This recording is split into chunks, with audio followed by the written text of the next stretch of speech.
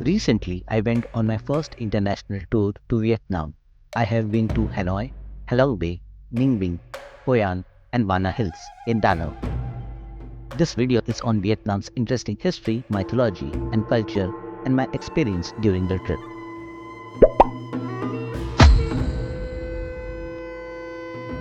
Vietnam is located in eastern part of mainland Southeast Asia, and while it is part of Southeast Asia, it is culturally closer to China. Vietnam has been heavily influenced by the Chinese, somewhat historical influence from India, partially Japan, and then France due to colonization. So it felt like little China, little Japan, and little France. Direct Indian influence today is minimal. The region was once called French Indochina because of its proximity with China and links to the Indian Ocean. In the past, two main ethno-cultural groups existed in modern Vietnam.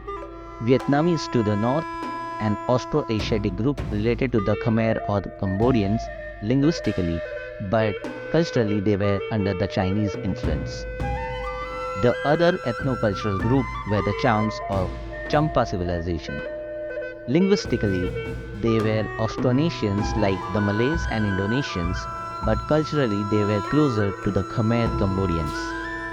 Today, Chams are a tiny fading minority found in central and southern Vietnam and other parts of mainland Southeast Asia. The Vietnamese culture began in the north around modern Hanoi in very ancient times, but came under Chinese influence in the 2nd century BCE. Since then, Vietnamese culture and religion has been influenced by Chinese folk religion, Confucianism, Taoism, and later Chinese Buddhism. The central and southern Vietnam developed the Indianized Champa civilization in the 2nd century CE. Champa was a Hindu Shaiva civilization which came under the influence of Indian traders, much like the Cambodians, Indonesian, and Malaysians. Champa was probably named after the ancient city of Champa in India, from where traders went abroad, as mentioned in the Buddhist text.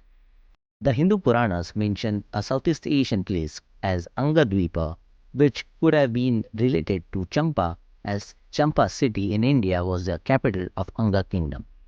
Yes, the same kingdom whose king was Karna in the epic Mahabharata. In time, the Vietnamese kingdom of the north encroached and eventually conquered and assimilated the Champa civilization.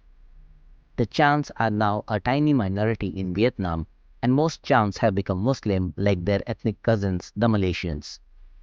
A very tiny minority remains Hindu to this day. We didn't visit many Champa sites, but just one small Shiva shrine in Da Nang's Marble Mountain.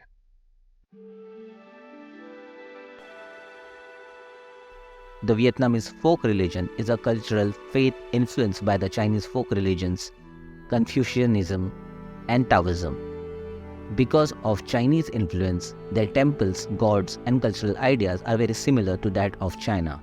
A considerable section of Vietnamese population are Buddhist, and interestingly, some follow the Mahayana Buddhism influenced by the Chinese, and some follow Theravada Buddhism influenced by the neighboring Cambodia and Laos.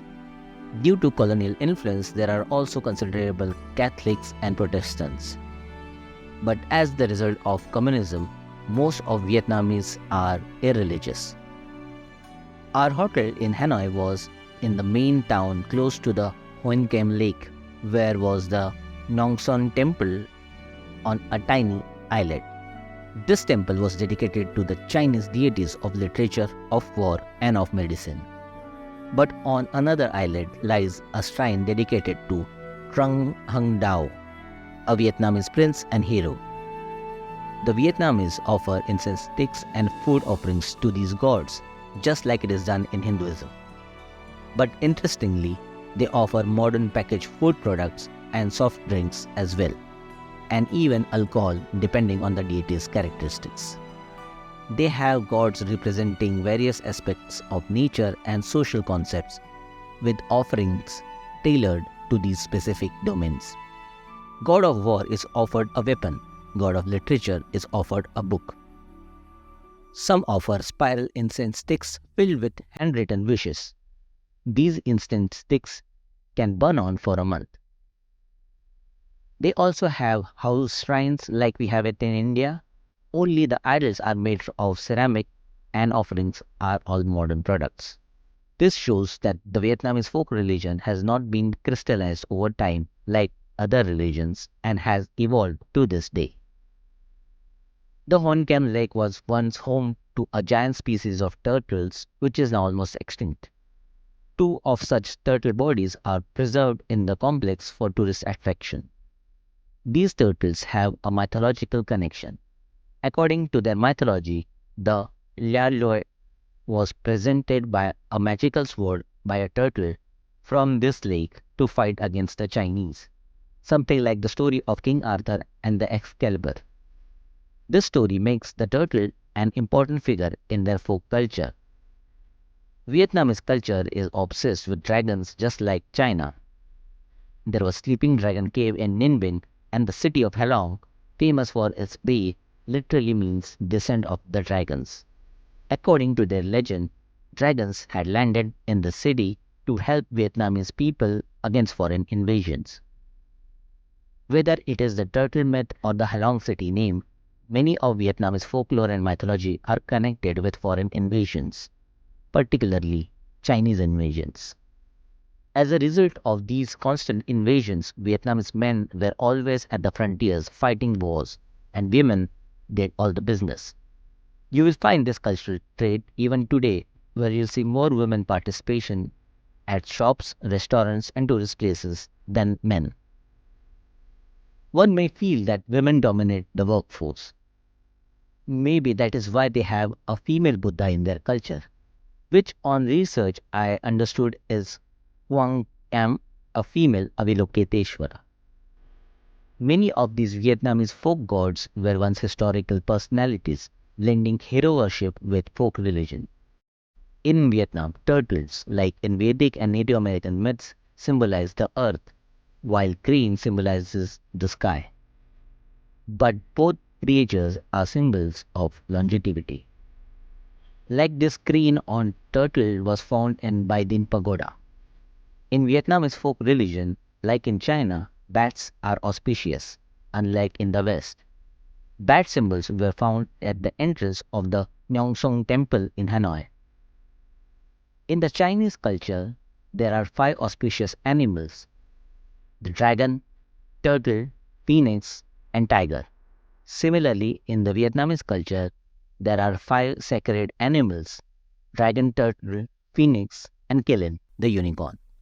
But the Vietnamese unicorn is not a horse with a horn, it is a hybrid or a chimera blend of a lion with other animals like horse and buffalo. Another sacred animal is the carp, which, like in the Chinese myth, evolves into a dragon. Yes, this myth was the inspiration behind the Pokemon Magikarp and Gyarados. After facing multiple invasions and occupations from China, Vietnam became independent and expanded territories, reaching till modern Cambodia. It had a relatively peaceful time. It was in the 17th century Hoi An emerged as a major trading port. Traders from Japan and China made it their base. Japan, under the Tokugawa shogunate, licensed commercial sailing boats called Red Sea ships to commence trade in Southeast Asia. In 1619, a Vietnamese princess married a Japanese trader from Nagasaki and moved to Japan on the Red Sea ship. The Japanese built a foot-over bridge to join the Japanese quarters and Chinese enclave in the 17th century. This Japanese footbridge in Hoi An has a Chinese Taoist temple inside it, dedicated to the god of weather to pacify the river flooding to keep the bridge safe. An attempt to keep Hoi An flourishing and the business growing.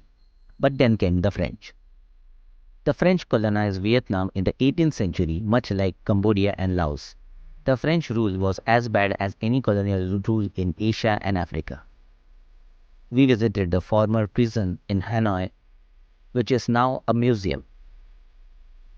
Vietnam's independence struggle continued after the World Wars when the conflict transitioned into Cold War.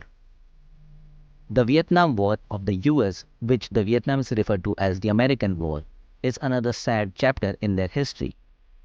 Today, it is one-party communist state with economic liberalization like China. But unlike China, they have access to global social media like Facebook, YouTube, and Instagram. Vietnam is now an emerging tourist destination and also emerged in terms of industries and foreign investments. Some even say it can grow like how China did decades ago.